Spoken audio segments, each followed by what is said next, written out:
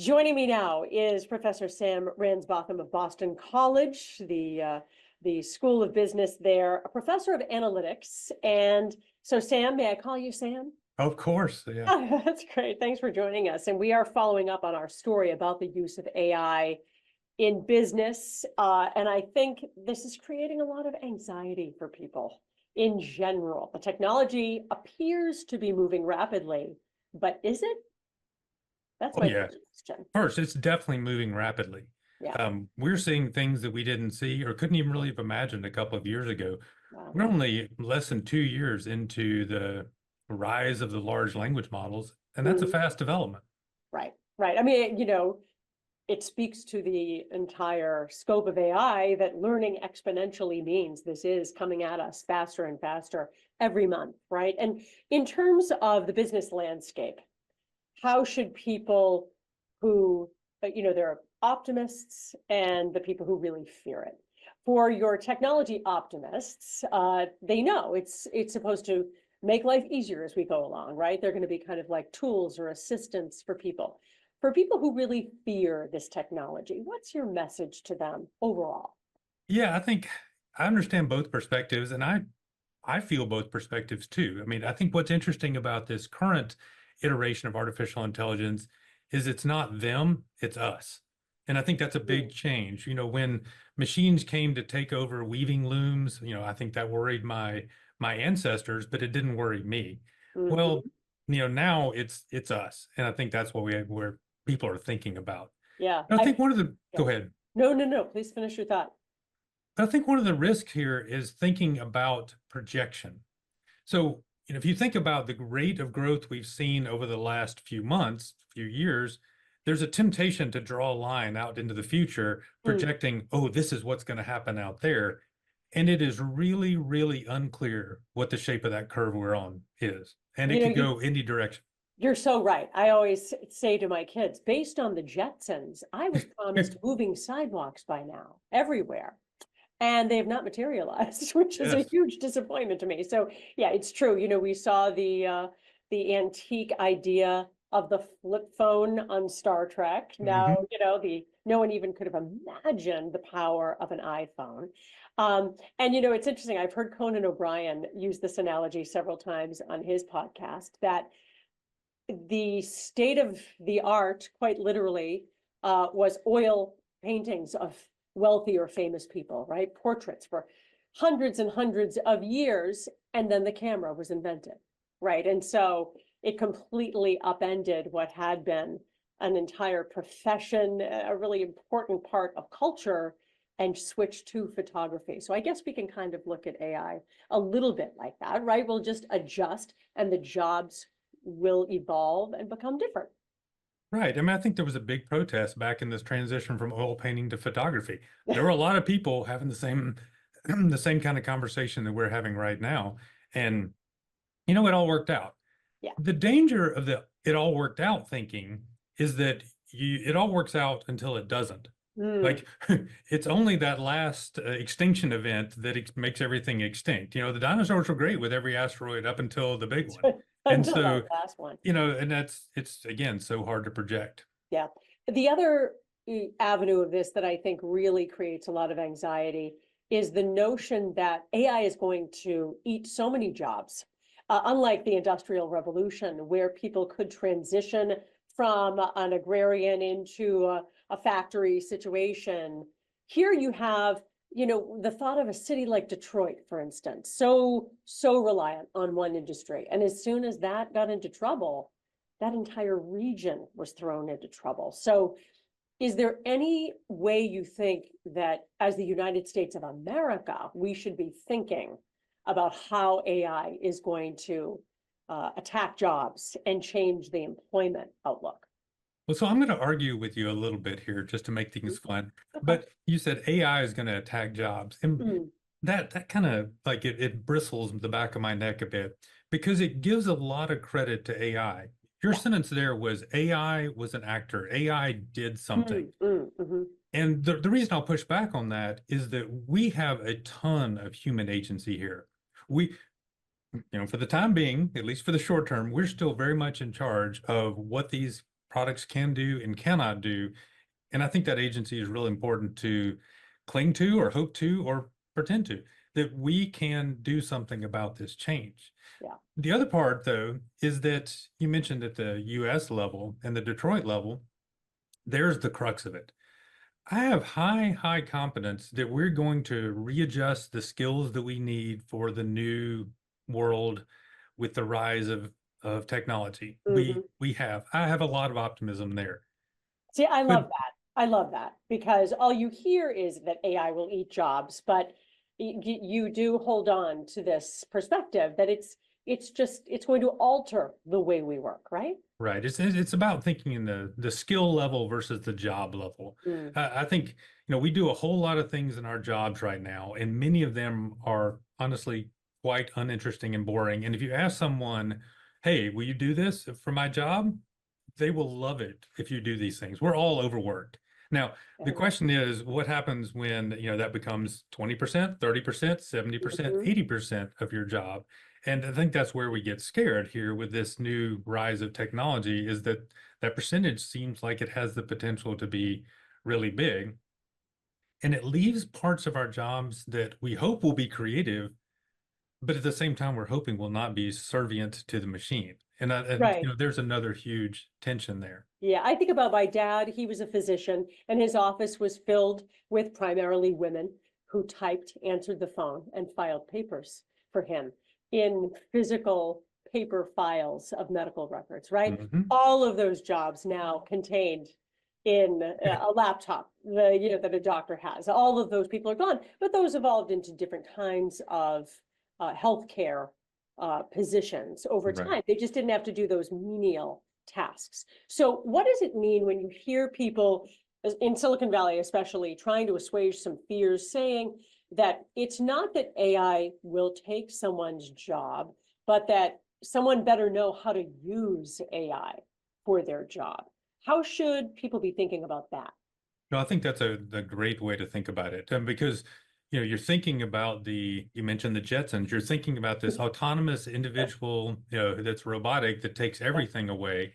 And the more likely scenarios are really two scenarios. One is that someone else using AI does your job better.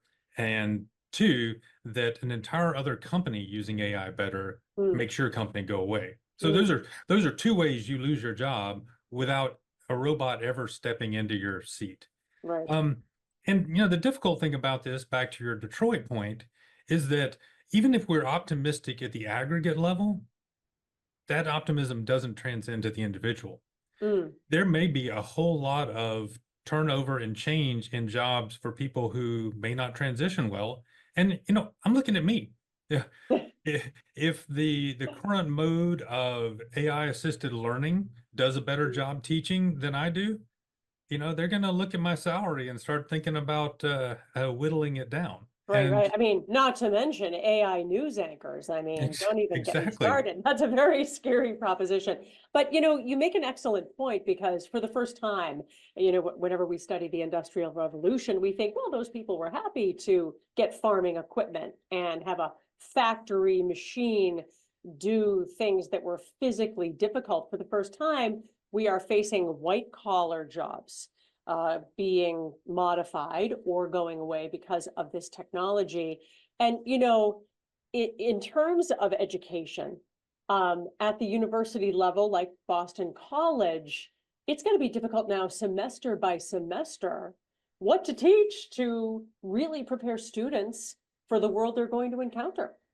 Yeah, amen. I feel that when you know I sometimes look enviously at some of my colleagues down the hall that I think get to use the same set of slides one semester that they used the last semester. Right, right, right. And I pull up my slides and I'm still talking about how awesome MySpace is or something. These things Mm. change very rapidly, and again, that's on us in education to keep up with that. And if we don't, I think that's on us that you know we may we may face some disruption. We So, might have some disruption. Yeah, all right. We're talking to Professor Sam Ransbotham from Boston College about the rise of AI. It doesn't have to be as scary as it sounds. We're going to take a quick break and we'll be right back. We are back with Professor Sam Ransbotham from Boston College, who is a professor of analytics.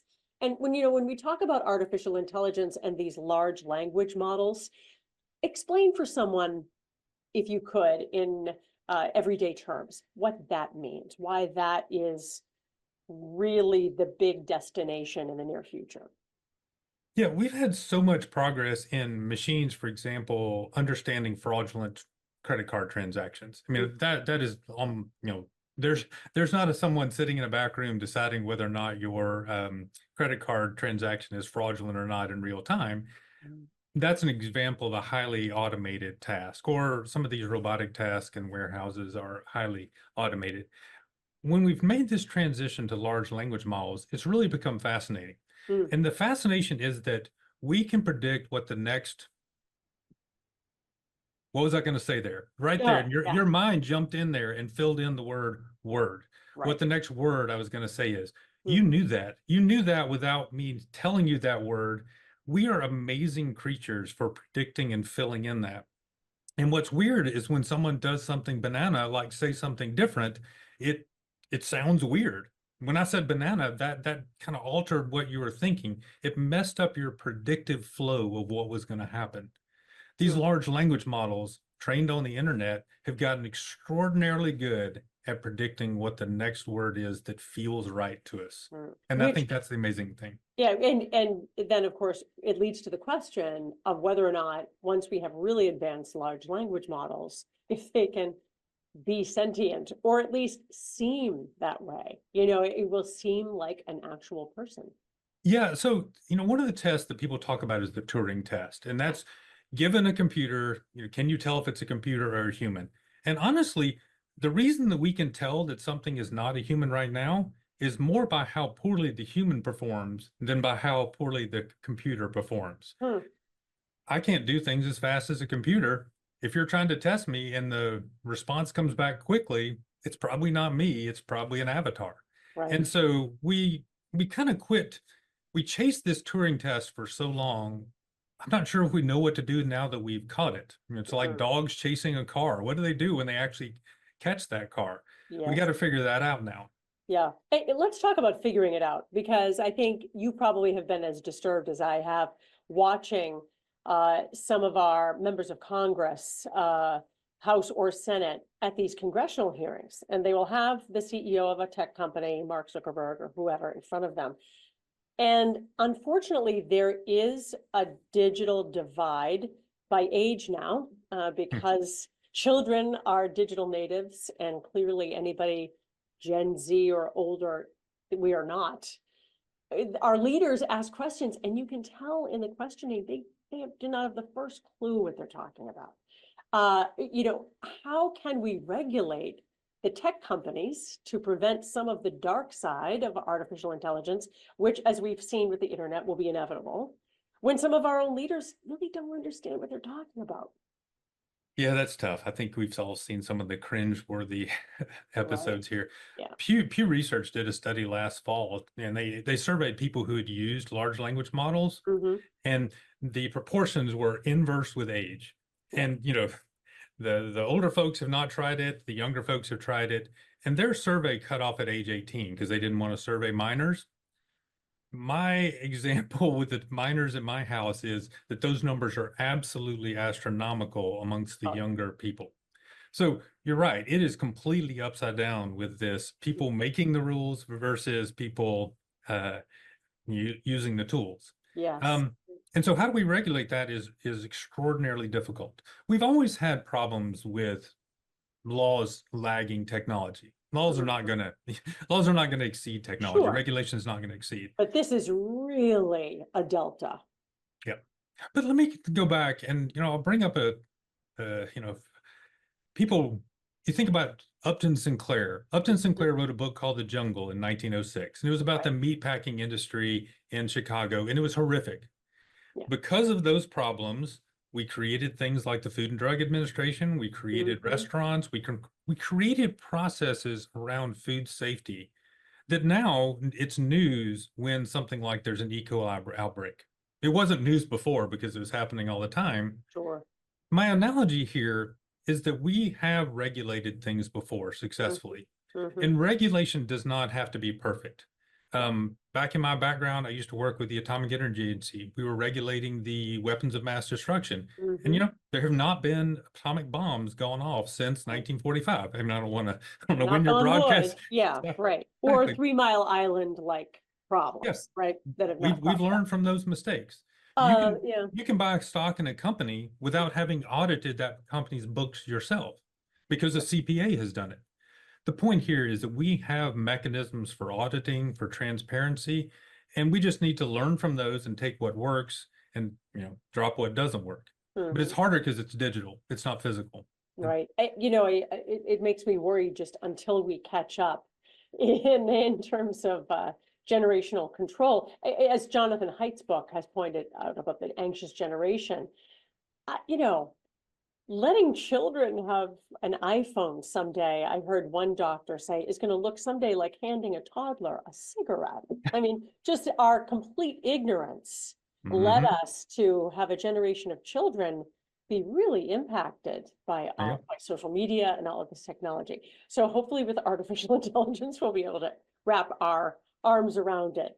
We'll screw it up. So I many mean, people. We absolutely will screw it up and along the way. hopefully we'll screw it up and fix it and screw it up and fix Mhm. it and get to a Yeah, point where we improve. We rarely do things perfectly the first time. yeah. And if we keep working at it, I have optimism that we'll figure it out, even if it's going to be hard. Tale as old as time. It's, listen, We'll screw it up first. I'm not So sure who's the beauty and who's the beast here, though. before we wrap up, let me just ask you, as someone who, you're a professor of analytics, so you're so deeply immersed in this, it's probably difficult to explain to the layperson, but just moving forward, people should not be afraid of artificial intelligence altogether. And what's the best way to explore ChatGPT or search engine AI? Should you just kind of dive in there and see what it's all about? I think that's what's been really fun over the last 2 years. If I'd asked the random CEO or board member before 2 years ago, have you ever taken a copy of Python and built a machine learning model? Very, very few of those people had done that. The barrier to entry there was huge. Mm-hmm. If I ask that same question right now about who's gone and played with a large language model to understand it, those percentages are huge because it's super accessible. So that's what we're having these technologies are becoming much more accessible to really to everyone. But you quoted Beauty and the Beast. I'll quote a Rush. You won't Yeah. get wise with the sleep still in your eyes. You're going to have to play with these technologies to understand what they're capable of, where they fail, what their strengths are, and where their weaknesses are, and it's accessible to everyone to do that playing. Yeah. And it is going to be an enormous learning curve for all of us of every generation over the next 25 years or so. But I do agree with you. I think you have to be an optimist about it and hope It's that exciting. the best will come. And it is tremendously exciting, especially when you think about the medical and biological problems I hope, will be able to solve faster than the human brain. Oh, Right. I'm actually so excited about that because Yeah. we if we think about what data can do in this context, Mm-hmm. um, I'll trade every bit of my personal health data for the opportunity to live 20, 30 years longer healthily. Sure. We all would. Yeah. And I think we now have the glimmering of some possibilities for that. That's great. Well, Professor Sam Ransbotham, we really appreciate your time. Oh, great Thanks so fun. much for working on the piece and this conversation. And here's to a great future with AI. Have a All good right. Thank you. Thank time. you.